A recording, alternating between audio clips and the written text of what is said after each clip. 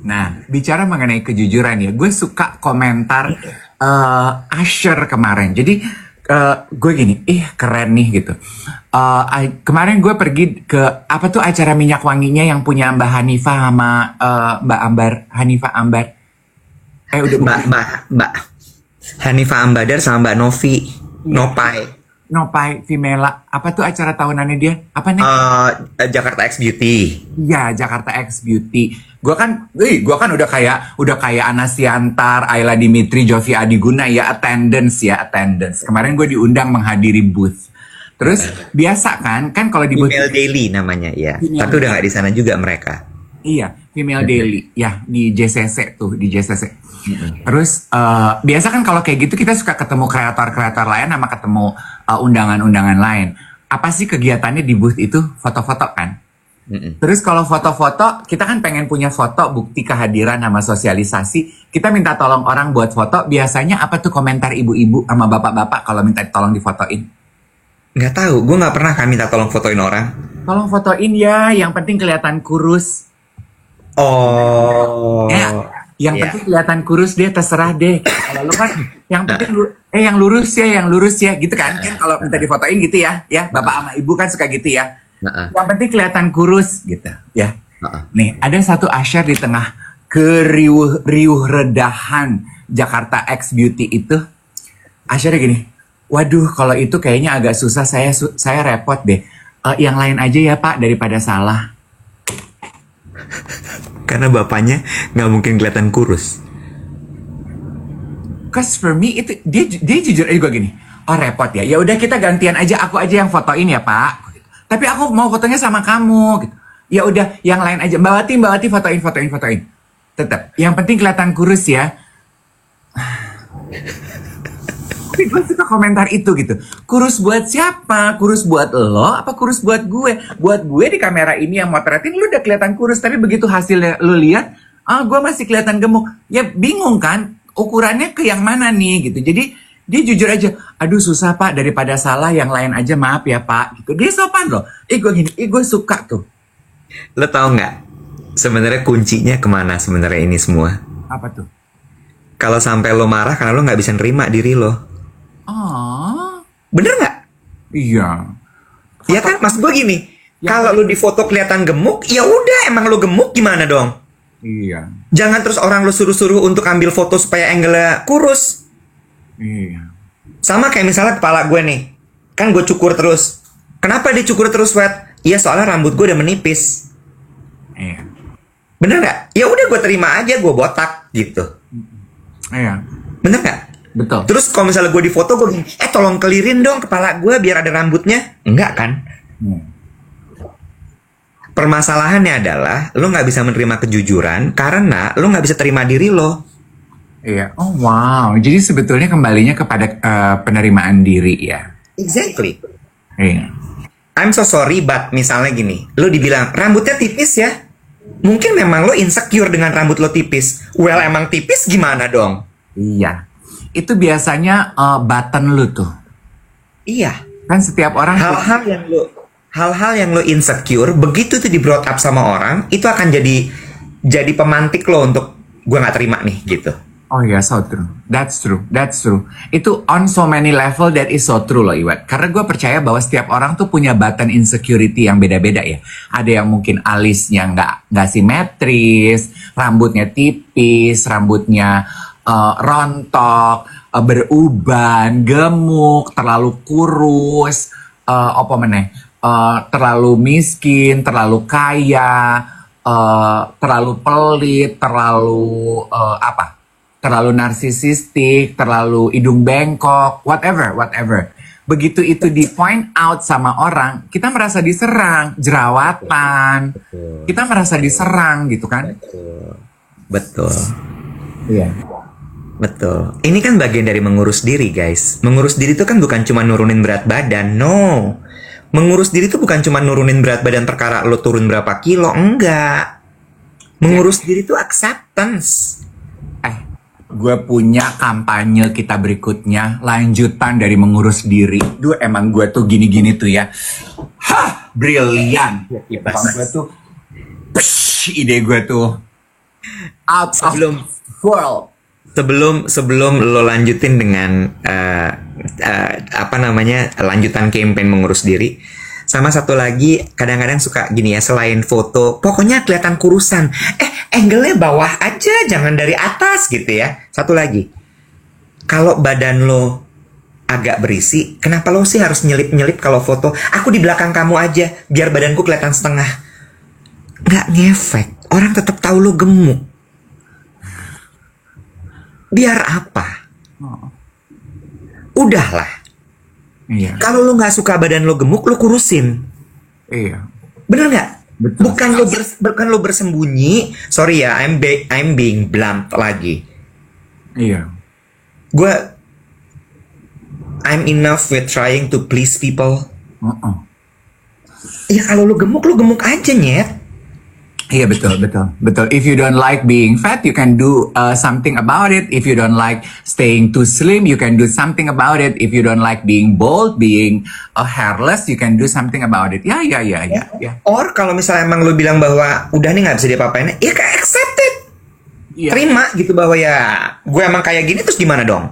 Iya, betul. Ini sama satu lagi ya. Ini tapi sebelum, karena udah ada yang berhasil nebak. Hashtag mengurus diri, lanjutannya adalah menerima diri.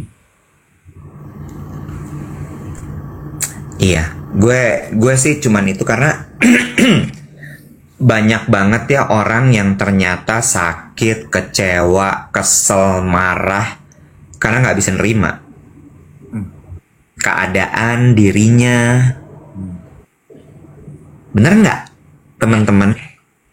Ada yang sakit bolak-balik rumah sakit, Bang Bu. Ingat yang gabung di WhatsApp channel kita? Kan gue kasih tuh akunnya, Sounds of Healing, apalah itu. Itu semua dari psikis loh. Lohnya gimana? Loh. Kemarin tuh gue lo tahu Askarina gak sih? Bintang film. Bukan, nggak semua yang gue sebut tuh bintang film. Namanya kan dulu dia PR Hermes. Gue pernah ketemu di Paris, Say, sama dia, Say. Secara tidak sengaja dia lagi event Hermes. Yes. Dia sama PR puyengnya dia. Gue sempet clubbing bareng. Askarina punya suami kan? Betul. Terus dia sempat kemarin tuh bikin kayak produk-produk organik, oil apa, sabun-sabun apa segala macam gitu. Udah nggak di Terus Hermes? udah nggak di Hermes dia. Terus abis itu udah cukup lama. Gue kemarin lihat account Instagramnya dia. Gue tuh sempat bertanya-tanya, rambutnya kok agak aneh ya. Ternyata dia cancer. Dia stated maksudnya dia bikin announcement. Jadi setelah dia mengalami didiagnosa ya. Didiagnosa cancer, terus dia udah beberapa kali terapi, kemo segala macam, terus akhirnya dia come out. Dia bilang bahwa iya, I had cancer, bla bla bla bla bla bla. Kalimatnya adalah gini. Kalau kamu punya emosi, kamu punya kekesalan, kamu punya sesuatu yang kamu nggak suka, jangan ditahan. Karena ketika kamu menahan itu, badan kamu jadi asam. Asam itu yang paling jahat buat badan kita. Dan ketika itu terjadi, dalam waktu yang lama dan terus-terusan, itu akan bisa memicu sel kanker. Dia bilang gini, jangan ya dek ya, cukup kakak aja yang begitu. Dan emosi itu berhubungan sama apa sih? Penerimaan diri, no? Iya, betul. Jadi kalau lo nggak terima keadaan, lo nggak terima diri lo hidup badan lo itu dengan asam aja gitu. Dan apa yang terjadi? Ya badan lo dimakan sama asam itu. Bener nggak? Iya, betul. Gue cuman gini, oh my god, this is so good. Iya. Coba ada yang bilang gini, aduh bagus banget Mas Iwet. Betul, kakaknya Fang Tatis yang punya Kilo Alta, betul. Askarina itu kakaknya Fang Tatis. Betul. Dan ternyata ada geng duet yang nonton pagi hari ini ya. Istriku divonis cancer after melahirkan anak kedua 2025. Alhamdulillah sampai saat ini masih sehat. Aduh hebat. Iya, diulang katanya apa tadi kalimatnya dari Askarina? Kalau kamu punya emosi, kekesalan, tidak terima dengan keadaan, itu jangan dipendem, jangan disimpan. Karena ketika itu terjadi, badan lo menjadi asam, stres. Ketika badan lo asam, itu akan memicu timbulnya penyakit, termasuk sel-sel kanker. Nah, dia bilang kalimat penutupnya, dia juga merepost suatu quote gitu ya. Dia bilang, jangan ya dek ya, cukup kakak aja yang begini. Gitu. Bukan diluapkan juga, diterima. Iya. Diterima. Ya, aduh, Bo, banyak banget permasalahan dalam hidup ini yang karena lo nggak nerima. Ketika lo nggak nerima, lo berbohong. Ketika lo nggak nerima, lo marah. Ketika lo nggak terima, you know. Jadi gue kadang-kadang kalau misalnya orang ngeluh gitu ya, gue gini, mulai ngeluh nih. It's either you accept it or you change it. If you cannot change it, then accept it. Bener gak? Betul. Sekarang masalahnya adalah, bisa nggak lo? Denial is the river in Egypt. Tuh, I hate denial. Gue benci banget sama orang denial. Kayak, Bo, masih ngeles juga. Udah kali, terima aja. Masih ngeles juga, masih sekolah. Kok rajin banget ngeles? Les apa nih, Dek? Kumon. Iya. Dek, belum lulus sekolah, kok ngeles mulu? Les mahal loh, Dek. Iya kan, Dev? Berarti Nah, itu balik lagi tuh. Berarti ya nanti kalau kita mau bikin talk show dengan narasumber ahli, topiknya adalah itu tuh. Gimana sih cara, kan tadi lu bilang, semua kan kayaknya muara dari obrolan kita adalah penerimaan ya. Menerima emosi, menerima keadaan. Gimana sih cara menerima itu tuh ada tuduhnya nggak sih penerimaan itu gitu. Pengen tahu aja. Tapi jangan sampai juga kayak gini ya. Misalkan tadi gue bilang gitu ya, kalau misalnya badan lo agak berisi, lo agak gemuk ya, kalau foto-foto aja, nggak usah ngumpet-ngumpet di belakang gitu. Juga bukan berarti abis itu, ya udah emang badan gue gini mau gimana, tapi lo marah-marah terus. Artinya lo belum nerima bahwa badan lo begitu. Ini ya, hashtag penerimaan diri itu juga maksudnya gini. You need to take it with a pinch of salt. Kan ini juga diskusi yang bergulir waktu isu plus size model. Plus size model. Kan terus banyak yang akhirnya jadi terlalu ekstrim gitu, yang ya udah gemuk aja, nggak apa-apa, diterima aja. I am what I am. Beauty is every size, every color, every shape, every hues of the rainbow gitu. Terus borderline menerima yang walaupun udah obesitas, terlalu gemuk, nggak sehat, ya udah, so what gue gemuk gitu. Terus jadi so what gitu, yang walaupun gue obesitas dan gue nggak sehat, so what, terima aja. Nggak gitu juga. Atau misalnya terlalu kurus, so what, gue kurang gizi, so what, diterima aja. Ya nggak gitu juga. Kalau udah membahayakan kesehatan, that's a totally different ball game. Ya, true. Ini ada yang mulai komentar gini, very judgmental, very nggak semudah itu ngomong tuh enak aja ngomong. Balik lagi, I'm just being honest. This is brutally honest. Dan pasti gue tahu ada yang tersinggung, ada yang nggak terima, ada yang bilang gue judgmental, ada yang bilang gue sok tahu, ada yang bilang gue, ya lo ngomong gampang gitu. Again, itu balik lagi di penerimaan diri. Terus ada yang lagi bilang ini tadi, denial tuh tapi proses loh. Nggak apa-apa, kalau misalnya memang harus denial dulu, it's okay. Tapi jangan berhenti di proses denial itu. Move on ke step selanjutnya. Ih gila, ini hasil konsultasi dengan psikolog lo nih kayaknya nih, mendadak dapat ilmu-ilmu step-step penerimaan gini nih. Kemarin tuh gue dapat tamparan dari temen gue yang lawyer. Kan gue lagi ada beberapa hal yang harus gue urus lah ya, jadi gue butuh konsultasi sama lawyer. Dia bilang gini, Mas Iwet, kalau misalnya memang susah, ya udah. One step at a time, pelan-pelan satu-satu diberesin, gitu. Pokoknya, Mas Iwet harus ingat, harus sukacita ya.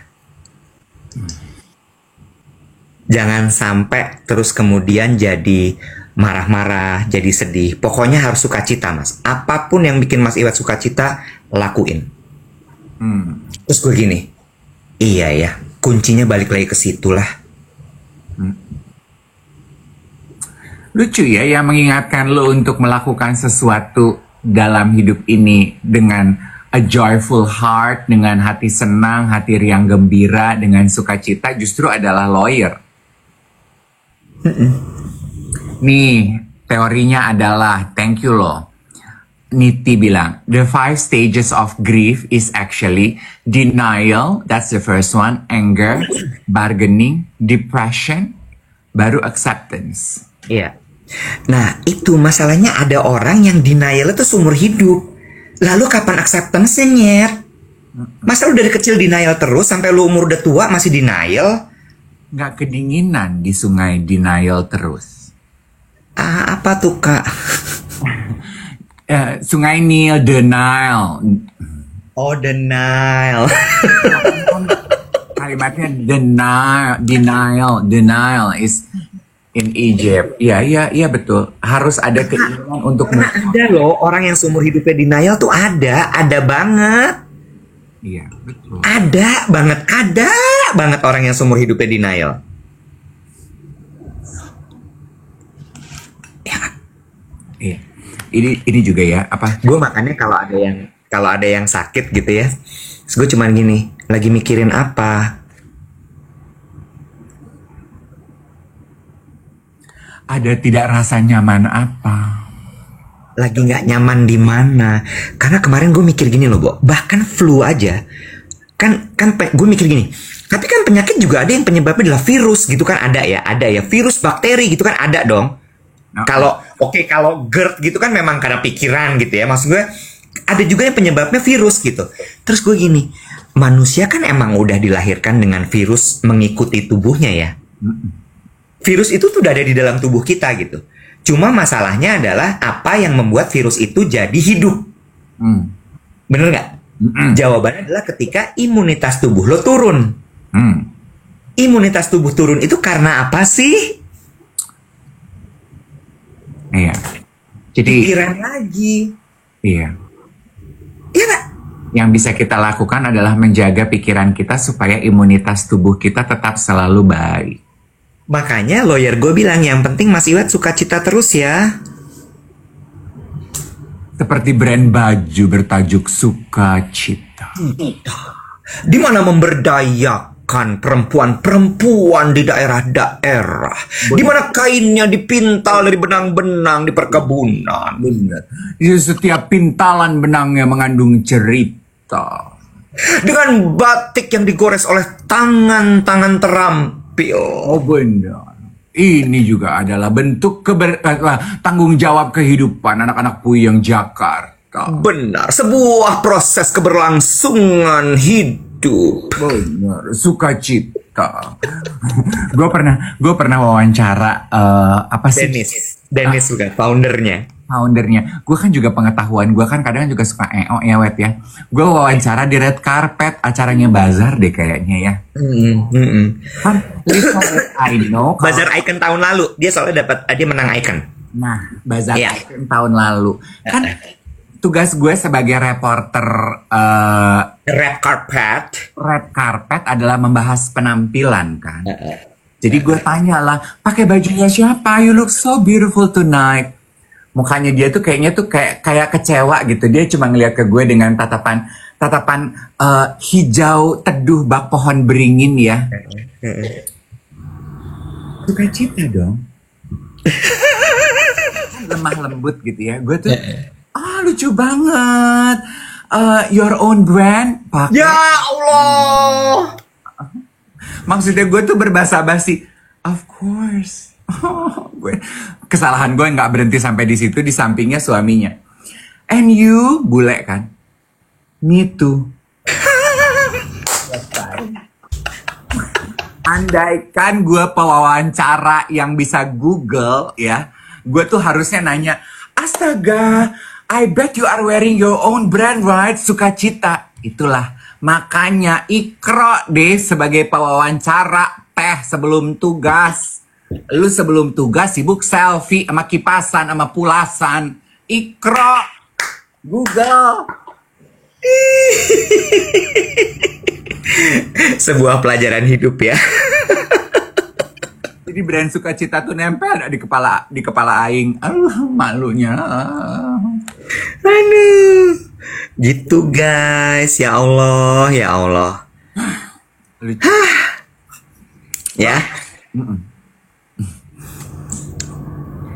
Lu freeze, kenapa lu ketawa? Enggak, baca komentar. Tadi gue mau bilang begini, sebenarnya ya kenapa Iwet bisa ngomong begitu, gue bisa ngomong begitu, karena kita sendiri juga udah pernah ada di fase denial. Kita juga udah pernah ada di fase kita terjebak bertahun-tahun dalam siklus muter-muter di denial, di anger, di bitterness gitu. Makanya sekarang kita bisa cerita bahwa capek loh ada di fase denial itu gitu. Dan denial itu gak akan usai siklusnya sampai ketika lo memutuskan untuk naik kelas dan melakukan sesuatu terhadap apa yang lo alami dan jalani.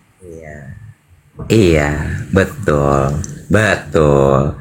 Dan kita udah ngalamin juga sakit-sakit yang disebabkan oleh denial-denial itu.